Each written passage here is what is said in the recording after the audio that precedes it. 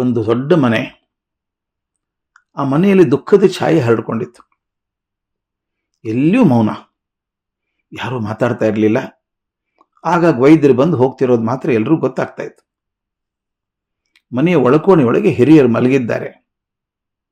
ತುಂಬ ವೇದಾಂತಿಗಳು, ಹಿರಿಯರು, ಬಹಳ ಪ್ರಸಿದ್ಧರು, ದಾರ್ಶನಿಕರು, ತುಂಬ ಆದರ್ಶ ಜೀವನ ನಡೆಸಿದವರು.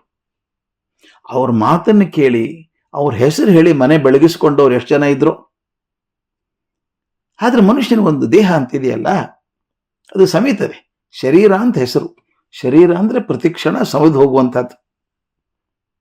ಅವರಿಗೆ ತಮ್ಮ ಜೀವನದ ಕೊನೆ ಹಂತದಲ್ಲಿದ್ದಾರೆ. ವೈದ್ಯರು ಕೂಡ ಮನೆಯವರಿಗೆಲ್ಲ ಹೇಳಿ ಎಲ್ಲ ಆಶೆಗಳನ್ನು ತೊರೆದು ಭಗವಂತನ ಮೇಲೆ ಭಾರ ಹಾಕಿಬಿಟ್ಟಿದ್ದಾರೆ. ಮನೆಯವರದು, ಅವ್ರ ಶಿಷ್ಯರ ಮನಸ್ಸಿನಲ್ಲಿ ದುಗುಡ, ದುಃಖ, ಕಣ್ಣೀರಾಗಿ ಕಣ್ಣು ಬಳಿಯಲ್ಲಿ ಮಡುಗಟ್ಟಿ ನಿಂತುಕೊಂಡಿದೆ. ಎಲ್ಲ ಜನ ನಿಂತಿದ್ದಾರೆ.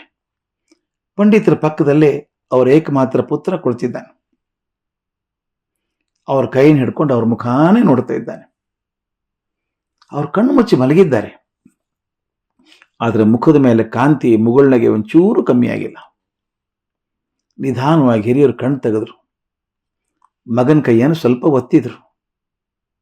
ಮಗನಿಗೆ ಸಂತೋಷ ಆಯ್ತು. ಏನಪ್ಪ ಅಂತ ತನ್ನ ಮುಖವನ್ನು ಅವ್ರ ಮುಖ ಸಮೀಪಕ್ಕೆ ತಂದ. ಅವರು, ಮಗು, ನನಗೇನು ಹೆಚ್ಚು ಹೊತ್ತು ಉಳಿದಿಲ್ಲಪ್ಪ, ಆದರೆ ಯಾವುದೇ ಚಿಂತೆ, ದುಗುಡ, ದುಃಖ ಬೇಡ. ನಾನು ತೃಪ್ತಿಯಿಂದ ಹೋಗ್ತಾ ಇದ್ದೇನೆ. ಆದ್ರೆ ಒಂದು ವಿನಂತಿ ಮಗು, ನಿನಗೆ, ನೀನು ಕೂಡ ತುಂಬ ಸಾತ್ವಿಕತೆಯಿಂದ, ಪ್ರಾಮಾಣಿಕತೆಯಿಂದ ಜೀವನ ಮಾಡಪ್ಪ. ಏನೋ ಲಾಭ ಆಗತ್ತೆ ಅಂತ ಪಾಪದ ಕೆಲಸ ಕೈ ಹಾಕ್ಬೇಡ. ಅದಕ್ಕೊಂದು ಅನುಕೂಲವಾದ ಒಂದು ವಿಷಯವನ್ನು ಹೇಳ್ತೀನಿ ನಿನಗೆ. ನೀನು ಒಳಗಡೆ ಹೋಗಿ ಒಂದು ಶ್ರೀಗಂಧದ ಪುಡಿ ಮತ್ತೊಂದಿಷ್ಟು ಕಪ್ಪು ಮಸಿ ಪುಡಿ ತಗೊಂಡು ಬರ್ತೀಯಾ ಅಂದ್ರು. ಹುಡುಗ ಓಡಿ ಹೋಗಿ ತಂದ. ಶ್ರೀಗಂಧದ ಪುಡಿ ಪೊಟ್ಟಣ ತಂದ. ಒಂದು ಮಸಿ ಮಾಡೋದಕ್ಕೆ ಬಳಸುವಂಥ ಕಪ್ಪು ಪುಡಿ ಅಂತಂದು ಅವ್ರ ಮುಂದೆ ಕೊಟ್ಟ. ಅವರು ಎರಡೂ ಕೈ ಚಾಚಿ ಮಗು ಅಂದರು. ಒಂದು ಚಮಚೆಯಿಂದ ಒಂದು ಚಿಟಿಕೆ ಶ್ರೀಗಂಧದ ಪುಡಿ ಅಂತ ತಗೊಂಡು ಅವನ ಬಲಗೈ ಅಂಗೈಯಲ್ಲಿ ಹಾಕಿದ್ರು. ಇನ್ನೊಂದು ಚಿಟಿಕೆ ಮಸಿ ಪುಡಿ ಅಂತ ತಗೊಂಡು ಎಡಗೈ ಅಂಗೈಯಲ್ಲಿ ಹಾಕಿದ್ರು. ಎರಡು ಮುಚ್ಚಪ್ಪ, ಮುಚ್ಚಿ ಹಾಗೆ ಬೆರಳುಗಳನ್ನು ತಿಕ್ಕು, ಸ್ವಲ್ಪ ಉಜ್ಜು ಅಂದರು. ಆತ ಹಾಗೆ ಮಾಡಿದ. ಯಾಕಪ್ಪ ಹೇಳ್ತಿದ್ದಾರೆ, ಏನ್ ಮಾಡಿಸಿದ್ದಾರೆ ಅರ್ಥ ಆಗ್ತಾ ಇಲ್ಲ. ಒಂದು ನಿಮಿಷ ಆದ್ಮೇಲೆ ಮುಷ್ಟಿ ತೆಗೆದು ಕೈ ಹಾಗೆ ಝಾಡಿಸ್ಬಿಡಪ್ಪ, ಮುಷ್ಟಿ ತೆಗೆದು ಕೈ ಝಾಡಿಸ್ಬಿಡು ಅಂದ್ರು. ಈಗ ನೀನು ಕೈ ನೋಡ್ಕೊಂಡು ಅದ್ರ ವಾಸನೆ ನೋಡು ಮಗು ಅಂದ್ರು. ಈಗ ಬಲಗೈಯಲ್ಲಿದ್ದಂಥ ಪುಡಿ ಎಲ್ಲ ಕೆಳಗೆ ಬಿದ್ದು ಹೋಗಿದೆ. ಆದರೂ ಶ್ರೀಗಂಧದ ಪುಡಿ ಇರದೇ ಹೋದ್ರೂ ಕೂಡ ಸುಗಂಧದ ಪರಿಮಳ ಬರ್ತಾ ಇತ್ತು. ಎಡಗೈ ನೋಡ್ಕೊಂಡ, ಹೊಲಸೋ ಹೊಲಸು, ಅದನ್ನು ಜಾಡಿಸಿದಷ್ಟು ಗಾಢವಾಗಿ ಅಂಟಿಕೊಂಡು ಬಣ್ಣ ಹರಡ್ತಾ ಇತ್ತು. ಸಣ್ಣ ನಗೆ ಹಿರಿಯರ ಮುಖದ ಮೇಲೆ ಬಂತು. ಪುಟ್ಟ, ಅರ್ಥ ಆಯ್ತೇನಪ್ಪ, ಇದನ್ನ ಮರಿಬೇಡ.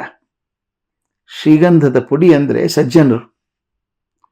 ಅವ್ರ ಜೊತೆಗೆ ಸಂಪರ್ಕದಲ್ಲಿದ್ದರೆ ನಮ್ಮ ಜೀವನ ಸುಖಕರವಾಗಿರ್ತದೆ. ಅವ್ರು ನಮ್ಮ ಜೊತೆಗೆ ಇರದೇ ಹೋದ್ರೂ ಕೂಡ ಅವ್ರು ಕಲಿಸಿದಂಥ ಪಾಠ ನಮ್ಮ ಜೀವನವನ್ನು ಮುನ್ನಡೆಸ್ತದೆ. ಈ ಮಸಿ ಪುಡಿ ಇದೆಯಲ್ಲ, ಇದು ದುರ್ಜನರಿದ್ದ ಹಾಗೆ.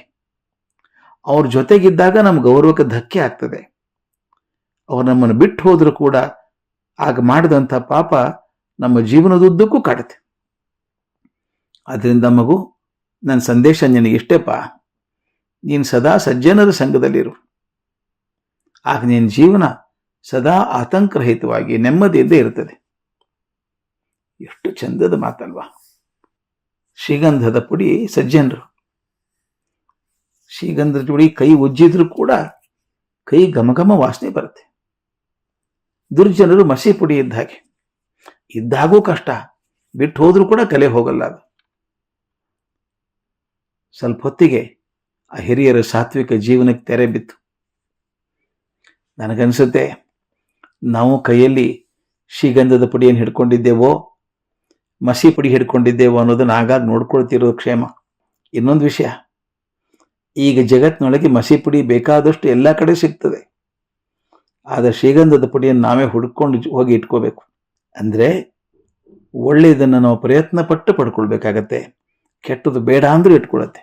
ಹಾಗೆ ರಾಶಿ ರಾಶಿ ಇರುವಂಥ ಕೆಟ್ಟದ್ದನ್ನು ಬಿಟ್ಟು ಅಪರೂಪವಾದಂಥ ಶ್ರೀಗಂಧದ ಪುಡಿಯನ್ನು, ಒಳ್ಳೆಯ ಸಜ್ಜನರನ್ನು ಹುಡುಕಿಕೊಂಡು ಹೋಗಿ ನಮ್ಮ ಜೊತೆಗೆ ಇಟ್ಕೋಬೇಕು. ಆಗ ನಮ್ಮ ಜೀವನ ಸಾರ್ಥಕ ಆಗ್ತದೆ.